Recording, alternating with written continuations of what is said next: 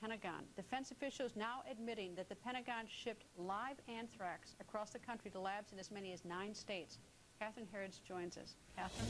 Well, Greta, this is still a very serious situation tonight. The Pentagon is doing its best to reassure the public and also to tell reporters that they believe they have secured all the samples with the help of the FBI. But when you look at the 9 states affected and also a lab in South Korea, what you see is that it's not only a coast-to-coast situation, but also a global situation. Well, now, how does this happen? I mean, you would think with something like live anthrax, there would be multiple redundancies to make sure you don't ship live anthrax to 9 different spots in the country. Well, this anthrax came from the Dugway Proving Ground in Utah, and tonight I spoke to an anthrax specialist who has also worked for the government, and he said this is just a major mess-up on several levels.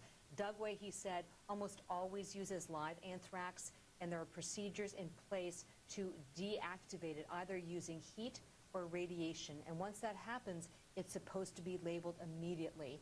His read of the situation is that that step somehow was skipped, and when the anthrax went out, it went out as live rather than inert. All right, and anthrax can kill you.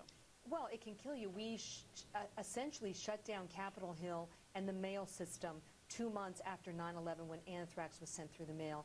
It can move very quickly and become aerosolized. And, you know, you can't look at anthrax and say on its face, that's live, that's inert. That's the problem. All right, we find out this blunder tonight. How do we know there aren't 6 other blunders they're not telling us about? How do we find out about this blunder? Well, you don't know. We don't know? You have to trust them. Well, so how do we find out about this one? Because the CDC was notified by one of the labs that they felt that the sample that was provided from Dugway was not inert, but it was live. So it was the good reporting of the lab to the CDC.